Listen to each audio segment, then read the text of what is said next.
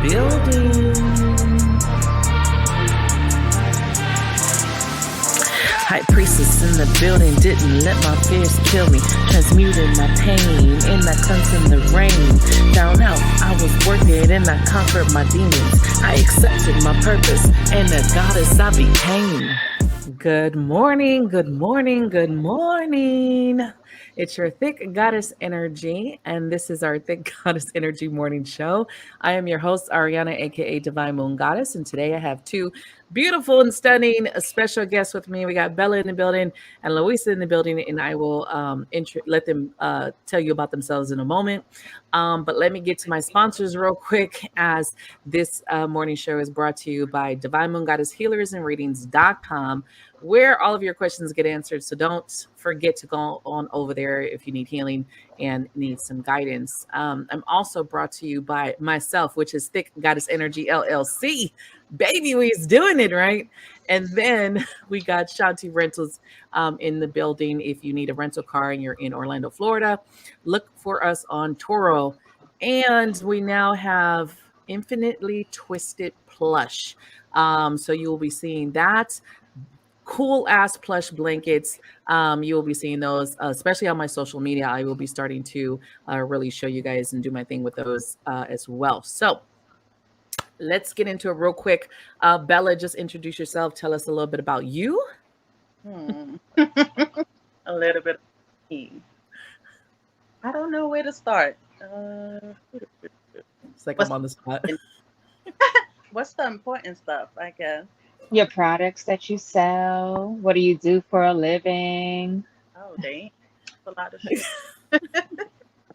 I mean, I guess I'm a entrepreneur, you know, mother of three. I have a son who has autism.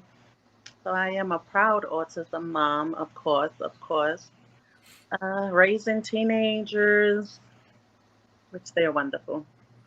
And I'm originally from New York, live in Charlotte now. So some people be like, "Oh, you're a Southern Belle." No, I'm not. Never. So not be a Southern Belle. No, no. But as far as my products, I have a few products. I have a hair growth oil that is for all textures of hair. I have an eyelash growth serum that you can also use on your eyebrows Yes. if you want to be all natural. I also have a nail and strengthening oil if you want to, keep your nails nice and natural. I have a lot of natural things going on. And I also have a beard growth oil for the fellas. And I just branched out to a bag company. So I do have BXBB bags. And my specialty is the sneaky link bag that everybody seems to love. The sneaky link. When I saw that shit, I was like, okay, I can't have this bag because I'm not even promoting this shit. So I was like, you got to tell me when you get a different kind of bag because I'm not buying the fucking sneaky link bag. Right. I had, I had to do for the ratchet the ratchet ones. Those are the ones that's like, yeah. I mean, the terminology is just so weird to me. The sneaky Right. link, like we're older, so I mean, yeah, that just. But Yeah, you But got sex sells, ratchet sells, so it you does. gotta make your coin. the young people, they like it, they love it. But then They I do. and did the other, the little grown up ones, the grown up bags, the more Right. proud to have bags. But Yes. yeah, I branched out a Nice. little bit. There's Yes. more and more I know. to come. Everybody was asking me about your earrings. I was rocking them on my live the other night, and Oh, you everybody, the queen earrings. And so I had tagged you in the comments because everybody was like, "Where'd you get those from?" And I was like, "Oh, BX Bella." I did not see that. Oh wow. Yeah, Facebook is really weird about sometimes the notifications sometimes go through, sometimes don't go through. Yeah, whenever someone asks me about something of yours that I have, I'm always popping you in the comments. I don't know why you don't get the Yeah, tag on that, but that's what's up though. That's what's up. Good looking. oh Love yeah, I bought a bag. I did. I copped a bag. I have her eyelash serum. You guys, my eyelashes actually have grown it. since I use this shit, and I love it because you actually can see the difference. Although I'm not one of those people who stick to anything, so I'll do it and then I'll stop and then I'll do it. But we do know from looking at pictures of when I first did it, it actually does work.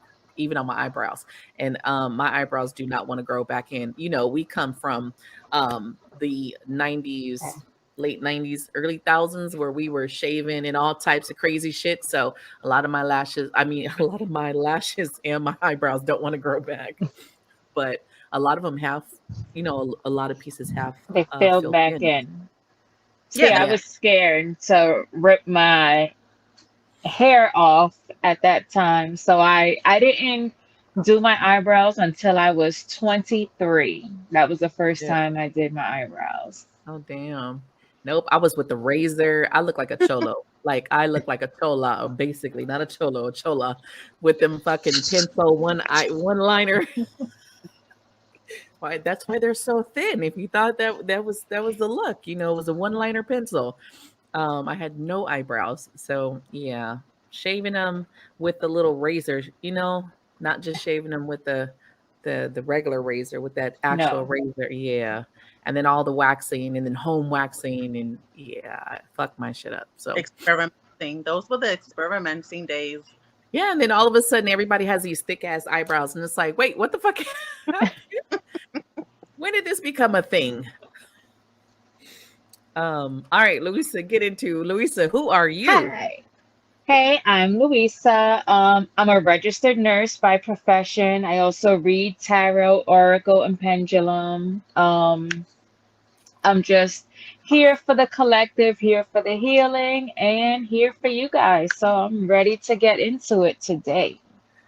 Ooh, we are getting into, of course, women's rights today. And I really wish we would have been able to have someone who was for it. And then we would have had a nice, awesome conversation. But of course, can't find nobody because who the fuck is going to say that shit, right? And come Right. on here and actually, I don't know. I know my energy is a little intense, and you ladies probably wouldn't make it better. They'd be like, oh no, we can't have this conversation. But we all kind of know a lot of people didn't. I really didn't know the story behind Roe versus Wade myself until recently, of course, because it's so fucking long ago. Like who the hell knows? But it's sad kind of reading. I don't know if you guys kind of saw the story behind her, the woman who was behind that class action and the supposedly lies that she had claimed she was raped and then come to find out she wasn't. And this is a lady who looks like she was like on crack and doing all types of shit and lies and kind of like a con artist kind of person. So that is initially why it was able to be overturned, supposedly, right?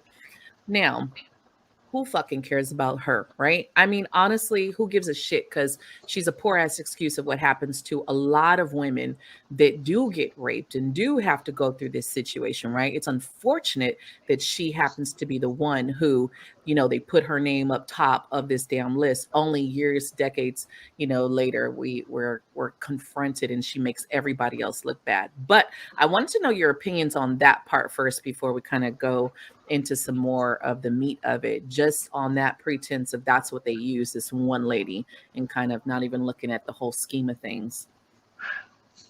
For me, it doesn't matter. Even if she is not a person of great character, because abortion was illegal, people feel they have to lie. They have to go through extreme measures to get what they want done. And let's say she was a crackhead or whatever else. If she really fit to be a mother, and who was taking care of the child if she was forced to take care of that child? Right. I've seen many children, especially being an 80s baby, who were born in the crack era, and I know one girl, her baby sister was born in jail, and her mother was only in jail because she abused crack. Right. So I don't care if that's the reason why. It doesn't matter to me. Right. Right. I agree. I definitely agree. Like, I mean, it shouldn't. I don't know. I remember my mom telling me back when she was younger, and how they would use the hangers and Yeah. stuff like that, and cause so much damage. And actually, young girls were dying because they were doing it themselves. Like, I Right. remember having those conversations with my mom. Right. Right. Yeah. I mean, I think we all come kind of from the same generation. So that the crack era is a big thing. That was a huge thing. And I say it all the time. There's definitely, you can look now at some people like you don't need to have kids. I'm sorry. Like, I know that sounds judgmental as fuck, but there's a lot of people who don't need to reproduce in this damn society. Like, really don't need to produce. So I thought that was just really shitty for that to happen, and then her being who she was regardless, and no one really goes back. It's just, this is one of the main arguments that people say is that, oh, babies are being saved. And I'm going to go into my opinion, but that's the main argument is like, oh, babies are being saved, no more abortion. Okay. We don't even go there. Just with the whole baby thing, like, a woman of, I had a miscarriage. So to know that, we do know early on, it's just a blood clog. It's not a human in no way, because we done passed it.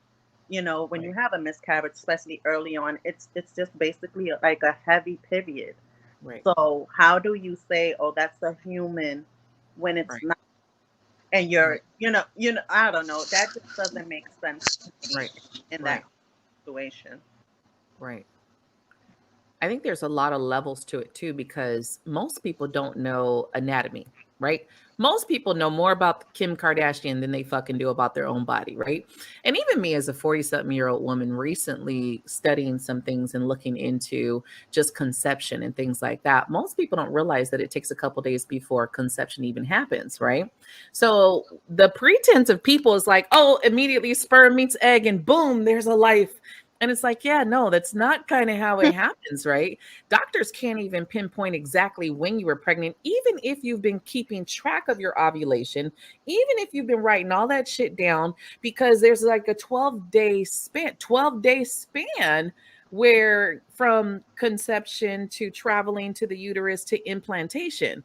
So they can't even say that of exactly when, because then you can bleed during implantation. It could be very much like your period. You still could get a fucking period. You could be ovulating more at the same time. So all of this stuff is going on. How do like some of these states, one of them is like, well, more than one of them. There's a lot of them that pass the part, it's a ban, but it's a ban after 6 weeks. Right. How do you know that you're 6 weeks or not when there's 12 fucking days that you don't know, you can't account for? That are, yep, they're unaccounted for. And What? really true, because even with the twins, like with me having twins, my twins were conceived on 2 different days, See? Yeah. which basically one sat for like 3 days, and then I conceived another one 3 days later. They were in two different sacks. And Right. when the doctor told me, like, A, baby B, and they were both conceived on 2 different days, and I never even knew that was possible. But then Right. doing research, I know that there is possible, because you can have two different fathers. You can have Mhm. twins, and both of them have two different fathers.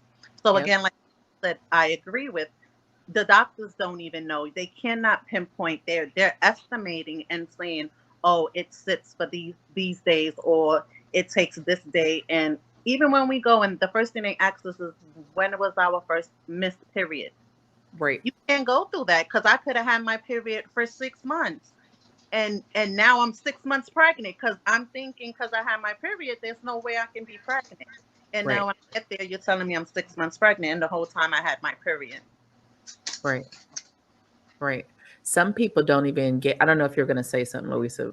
No, go ahead. Go ahead. Some people don't even get symptoms. Yeah. It's, and this is what is driving me crazy about this whole, because it's more than just saving babies. There's so much more to this that people don't realize. It's like some people don't even know. Some people don't have morning sickness. Some people don't have, nothing changes. You're just doing your thing. And then it's like later down the line, it's like, okay, because when I was pregnant with my second child, I didn't know I was pregnant. I was already like 2 months along. I didn't fucking know I was pregnant. I ended up getting a UTI, and the UTI is what took me to the doctor. I had a bad UTI, and I was like, fuck, this shit hurts. And I had never had a UTI before. So I was like, I need to go. And then they were like, oh, by the way, yeah, you have a UTI and you're pregnant. And it was like, wait, what? When I went to the doctor, they were like, I was already 2 months along. Didn't fucking know that. So I think that a lot of people are uneducated. And I say this probably on every topic we fucking talk about. It's true. Because it comes with that uneducation behind it of to say, and the ban is at 6 weeks. Most people will not even fucking know they're pregnant at 6 weeks. No. I was working and I conquered my demons. I accepted my purpose and the goddess I became.